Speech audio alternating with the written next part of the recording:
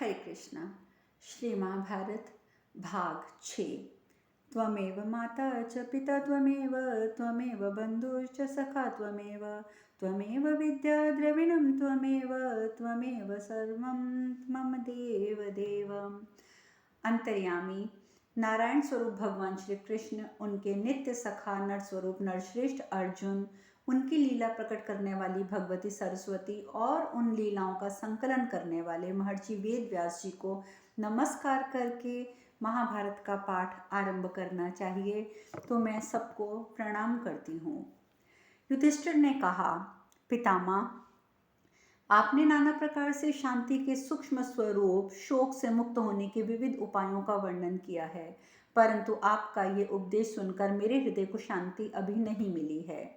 दादाजी, आपने इस विषय में शांति के बहुत से उपाय बताए, परंतु इन नाना प्रकार के शांतिदायक उपायों को सुनकर ही स्वयं ही किए गए अपराध से मन को शांति कैसे प्राप्त हो गई।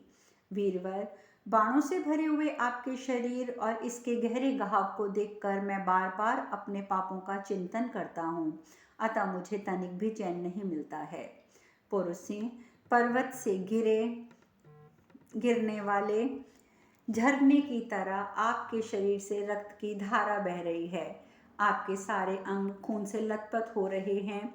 इस अवस्था में आपको देखकर मैं वर्षा काल में कमल की तरह दुखी हो जाता हूँ। मेरे ही कारण शत्रुओं ने जो पितामह को इस अवस्था में पहुंचा दिया है, वह बात मुझसे इससे ज़्यादा बढ़कर और कष्ट कहाँ होगा। आपके सिवा और भी बहुत से नरेश मेरे ही कारण अपने पुत्रों और बांधवों सहित युद्ध में मारे गए हैं।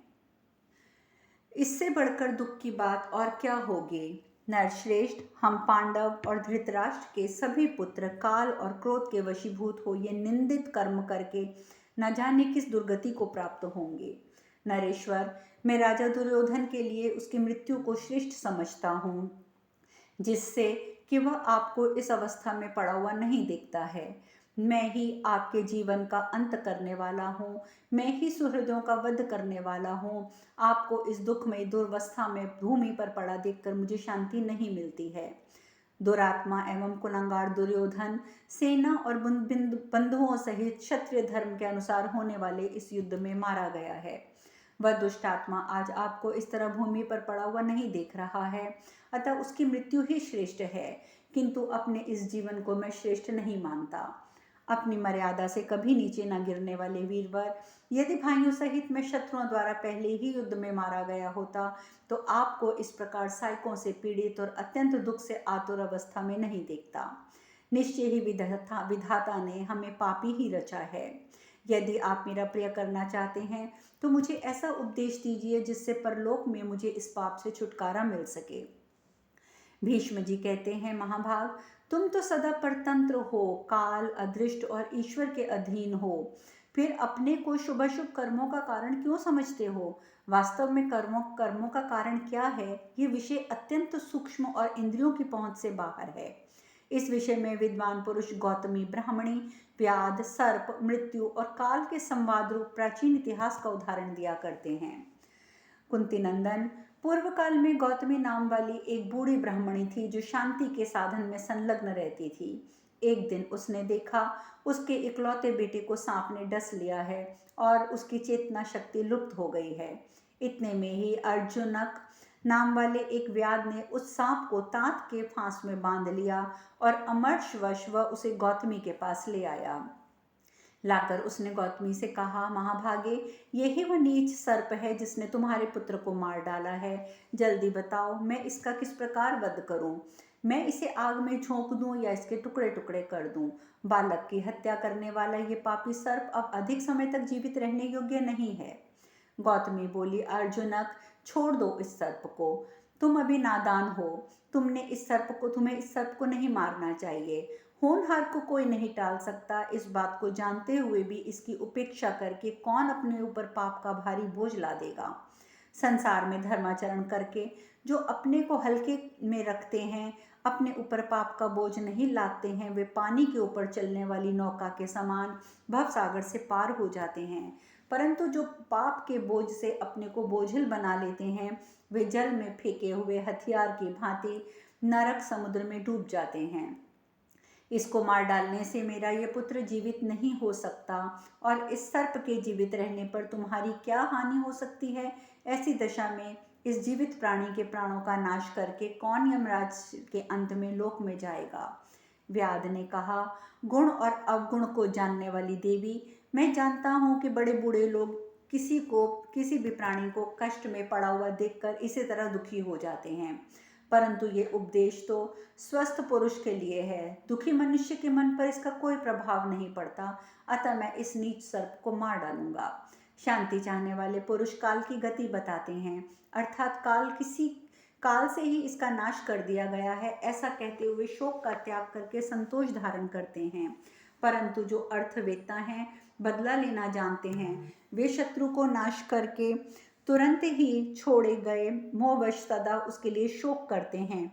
अतः इस शत्रुभूत सर्प के मारे जाने पर तुम भी तत्काल ही अपने पुत्र के शोक को त्याग दोगी। यह सुनकर गौतमी बोली, अर्जुनक, हम जैसे लोगों को कभी किसी तरह की हानि की पीड़ा नहीं होती है। धर्मात्मा सज्जन पुरुष सदा धर्म में लगे रहते हैं। मेरा ये बालक सर्वथा मरने ही वाला था, इसीलिए मैं इससे सर्प को मारने में असमर्थ हूँ। ब्राह्मण को क्रोध नहीं होता, फिर वे क्रोधवश दूसरे को पीड़ा कैसे दे सकते हैं। अतः साधो, तुम भी कोमलता का आश्रय लेकर इस सर्प के अपराध को क्षमा कर दो, इसे छोड़ दो। व्याध ने कहा, देवी, इस सर्प को मार डालने से जो बहुतों का भला होगा, यही अक्षय लाभ है। बलवानों से बलपूर्वक लाभ उठाना भी उत्तम लाभ है। काल से जो लाभ होता है वही सच्चा लाभ है। इस सर्प के जीवित रहने से तुम्हें कोई श्रेय नहीं मिल सकता।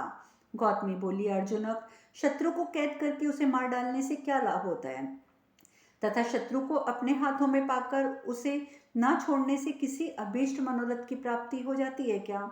सौम्य, क्या कारण है कि मैं सर्प के अपराध को क्षमा ना करूं, तथा किस लिए इसको छुटकारा दिलाने का प्रयत्न ना करूं। व्याध ने कहा, गौतमी, इस एक सर्प ने बहुतेरे मनुष्यों के जीवन की रक्षा करने चाहिए। हमें इस सर्प से बहुतेरे मनुष्यों की रक्षा करनी चाहिए, क्योंकि यदि ये जीवित रहा तो बहुतों को काटेगा। अनेकों की जान लेकर एक की रक्षा करना कदापि उचित नहीं है। धर्मज्ञ पुरुष अपराधी को त्याग देते हैं, इसलिए तुम भी पापी को सर्प को मार डालो। गौतमी बोली, व्याध, इस सर्प के मार जाने पर मेरा पुत्र पुनः जीवन प्राप्त कर लेगा, ऐसी बात नहीं है। इसका वध करने से दूसरा कोई लाभ भी मुझे दिखाई नहीं देता, इसीलिए तुम इसे छोड़ दो। व्याध ने कहा, देवी, वृतासुर का वध करके देवराज इंद्र श्रेष्ठ पद के भागी हुए, और त्रिशूलधारी रुद्रदेव ने दक्ष के यज्ञ का विध्वंस करके अपने लिए भाग प्राप्त किया। तुम भी देवताओं द्वारा किए गए इस बर्ताव का पालन करो। इस सर्प को शीघ्र मार डालो, इस कार्य में तुम्हें शंका नहीं करनी चाहिए। भीष्म जी कहते हैं, राजन, व्याध के बार बार कहने और उकसाने पर भी महाभाग गौतमी ने सर्प को मारने का विचार नहीं किया। उस समय बंधन से पीड़ित होकर धीरे धीरे सांस लेता हुआ वह सांप बड़ी कठिनाई से अपने आप को संभाल कर मंद स्वर में मनुष्य की वाणी में बोला। सर्प ने कहा, ओ नादान अर्जुनक, इसमें मेरा क्या दोष है, मैं तो पराधीन हूँ। मृत्यु ने मुझे विवश करके इस कार्य के लिए प्रेरित किया है। उसके कहने से मैंने इस बालक को डसा है, क्रोध से और कामना से नहीं। व्याध, यदि इसमें कुछ अपराध है तो ये मेरा नहीं, मृत्यु का है। व्याध ने कहा, ओ सर्प, यदि तूने किसी दूसरे के अधीन होकर ये पाप किया है तो भी तू इसमें कारण है, इसीलिए तू भी अपराधी है। सर्प, जैसे मिट्टी का बर्तन बनाते समय दंड और चाक आदि को भी उसमें कारण माना जाता है, इसी प्रकार तू भी बालक के वध का कारण है। भुजंगम, जो भी अपराधी हो वह मेरे लिए वध्य है। तू भी अपराधी है, क्योंकि तू स्वयं अपने आप को इसके वध का कारण बताता है। सर्प ने कहा, व्याध, जैसे मिट्टी का बर्तन बनाने में ये दंड चक्र आदि सभी कारण पराधीन होते हैं, इसी प्रकार मैं भी मृत्यु के अधीन हूँ। इसलिए तुमने जो मुझ पर दोष लगाया है वह ठीक नहीं है। अथवा यदि तुम्हारा ये मत है कि दंड चक्र आदि भी एक दूसरे के प्रयोजक होते हैं, इसीलिए कारण ही हैं, किंतु ऐसा मानने से एक दूसरे को प्रेरणा देने वाला होने के कारण कारण भाव से निर्णय समय संदेह हो जाता है। ऐसी दशा में ना तो मेरा कोई दोष है, ना मैं बद्ध अथवा अपराधी ही हूँ। यदि तुम किसी को अपराधी समझते हो तो ये सारे कारणों के समूह पर ही लागू होता है। व्याध ने कहा, सर्प, यदि मान लें कि तू अपराध का ना तो कारण है ना कर्ता, तो भी इस बालक की मृत्यु तो तेरे कारण ही हुई है, इसीलिए मैं तुझे मरने के योग्य समझता हूँ। सर्प, मेरे मतानुसार यदि दुष्टतापूर्ण कार्य करके भी कर्ता उस दोष से लिप्त नहीं होता, तब तो ये चोर और हत्यारे आदि जो अपने अपराधों के कारण राजाओं के लिए बद्ध होते हैं, उन्हें भी वास्तव में अपराधी या दोष का भागी नहीं होना चाहिए। फिर तो पाप और उसका दंड भी व्यर्थ ही होगा, अतः तू क्यों बकवाद कर रहा है? सर्प ने कहा, व्याध, प्रेरक करता रहे या ना रहे, प्रयोजक कर्ता के बिना क्रिया नहीं होती।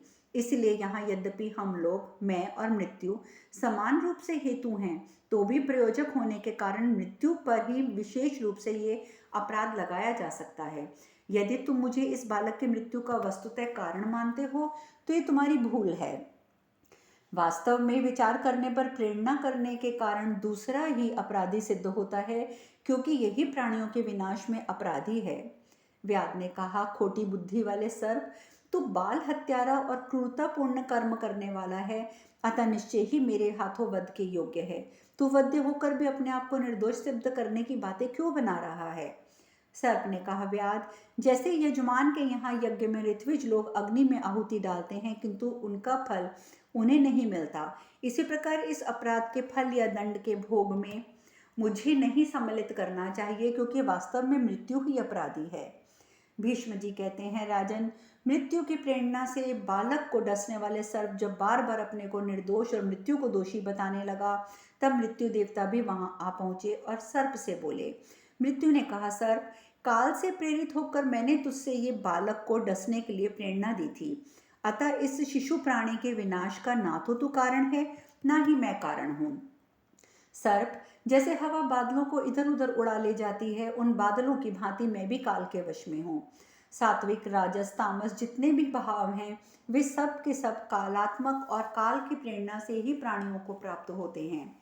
सर्प, पृथ्वी अपने स्वर्ग लोक में जितने जितने भी स्थावर जंगम पदार्थ हैं, वे सब उसी काल के अधीन हैं। ये सारा जगत ही काल स्वरूप है। इस लोक में जितने प्रकार के प्रवृत्ति, निवृत्ति तथा उनकी विकृतियां हैं, ये सब काल के ही स्वरूप हैं। पनंग, सूर्य, चंद्रमा, जल, वायु, इंद्र, अग्नि, आकाश, पृथ्वी, मित्र, परंजय, वसु, अदिति, नदी, समुद्र, भाव, अभाव, ये सभी काल के द्वारा रचे जाते हैं। काल ही इनका संहार करता है। सर्प, ये सब जानकर भी तुम मुझे दोषी कैसे मानते हो? यदि ऐसी अवस्था में मुझ पर दोषारोपण हो सकता है तो तू भी दोषी ही है। सर्प ने कहा, मृत्यु, मैं तुम्हें ना तो निर्दोष बताता हूँ ना दोषी बताता हूँ, मैं तो इतना कहता हूँ कि बालक को डसने के लिए तुमने मुझे प्रेरित किया है। इस विषय में यदि काल का दोष है और यदि वह भी निर्दोष हो तो मुझे किसी के दोष की जांच नहीं करनी और जांच करने का मुझे कोई अधिकार भी नहीं है, परंतु मेरे ऊपर जो दोष लगाया जा रहा है उसका निवारण तो मुझे जैसे तैसे करना ही है। मेरे कहने का प्रयोजन नहीं है कि मृत्यु का दोष सिद्ध हो जाए। भीष्म जी कहते हैं, युधिष्ठिर, तदंतर अर्जुन ने कहा, तुमने मृत्यु की बात सुन ली है ना, अब मुझ निरपराध को बंधन में बांधकर कष्ट देना तुम्हें उचित नहीं है। व्याध ने कहा, पनक, मैंने मृत्यु की और तेरी दोनों की बातें सुन ली हैं, किंतु भुजंगम, इसके लिए तेरी निर्दोषता तो सिद्ध नहीं होती है। इस बालक के विनाश में तू और मृत्यु दोनों ही कारण हो, अतः मैं दोनों को ही अपराधी मानता हूँ, किसी एक को अपराधी या निरपराधी नहीं मानता। श्रेष्ठ पुरुषों को दुख देने वाले इस क्रूर एवं दुरात्मा मृत्यु को धिक्कार है और तू भी इस पाप का कारण है, इसीलिए तुझे पापात्मा का वध तो मैं अवश्य करूंगा। मृत्यु ने कहा, व्याध, हम दोनों काल के अधीन होने के कारण विवश हैं, हम तो केवल उसके आदेश का पालन मात्र करते हैं। यदि तुम अच्छी तरह विचार करोगे तो हम लोगों पर दोषारोपण नहीं करोगे। व्याध ने कहा, मृत्यु और सर्प, यदि तुम दोनों काल के अधीन हो तो मुझे तटस्थ व्यक्ति को परोपकारी के प्रति हर्ष और दूसरों के अपकार करने वाले तुम दोनों पर क्रोध क्यों होता है, मैं ये जानना चाहता हूँ। मृत्यु ने कहा, व्याध, जगत में कोई भी चेष्टा हो रही हो, वो सब काल की प्रेरणा से होती है। ये बात मैंने तुमसे पहले ही बता दी है। अतः व्याध, हम दोनों को काल के अधीन और काल के ही आदेश का पालक समझकर तुम्हें हमारे ऊपर दोषारोपण नहीं करना चाहिए। भीष्म जी कहते हैं, युधिष्ठिर, तदंतर धार्मिक विषयों में संदेह उपस्थित होने पर काल भी वहां आ पहुंचा और सर्प, मृत्यु और अर्जुन, इन सब से वह अर्जुन व्याध से इस प्रकार वह बोला। काल ने कहा, व्याध, ना तो मैं, ना मृत्यु, ना सर्प इस जीवन की मृत्यु के अपराधी हैं। हम लोग किसी की भी मृत्यु का प्रेरक या प्रयोजक नहीं हैं। अर्जुनक, इस बालक ने जो कर्म किया है वही इसकी मृत्यु का प्रेरक हुआ है। दूसरा कोई इसके विनाश का कारण नहीं है। ये जीव अपने कर्म से मरता है। इस बालक ने जो कर्म किया है उसी से ये मृत्यु को प्राप्त हुआ है। इसका कर्म ही इसके विनाश का कारण है। हम सब लोग कर्म के अधीन हैं। संसार में कर्म ही मनुष्यों का पुत्र पौत्र के समान अनुगमन करने वाला है। कर्म ही सुख दुख के संबंध का सूचक है। इस जगत में ऐसा ही जैसे परस्पर एक दूसरे को प्रेरित करते हैं, वैसा ही हम भी कर्मों से प्रेरित हुए हैं। जैसे कुम्हार मिट्टी के लोंदे से जो बर्तन बनाना चाहता है वही बना लेता है, इसी प्रकार मनुष्य अपने किए हुए कर्म के अनुसार ही सब कुछ पाता है। जैसे धूप और छाया दोनों नित्य निरंतर एक दूसरे से मिलते रहते हैं, उसी प्रकार कर्म और कर्ता दोनों अपने अपने कर्मानुसार एक दूसरे से संबंध होते हैं। इस प्रकार विचार करने से ना मैं, ना मृत्यु, ना सर्प, ना तुम और ना ही ये बूढ़ी ब्राह्मणी ही इस बालक की मृत्यु के कारण है। ये शिशु स्वयं ही कर्म के अनुसार अपनी मृत्यु के में कारण हुआ है। नरेश्वर, काल के इस प्रकार कहने पर गौतमी ब्राह्मणी को यह निश्चय हो गया कि मनुष्य को अपने कर्मों के अनुसार ही फल मिलता है। फिर वह अर्जुनक से बोली। गौतमी ने कहा, व्याध, ना ये काल, न सर्प, न मृत्यु ही यहाँ कारण है। ये बालक अपने कर्मों से प्रेरित होकर काल के द्वारा विनाश को प्राप्त हुआ है।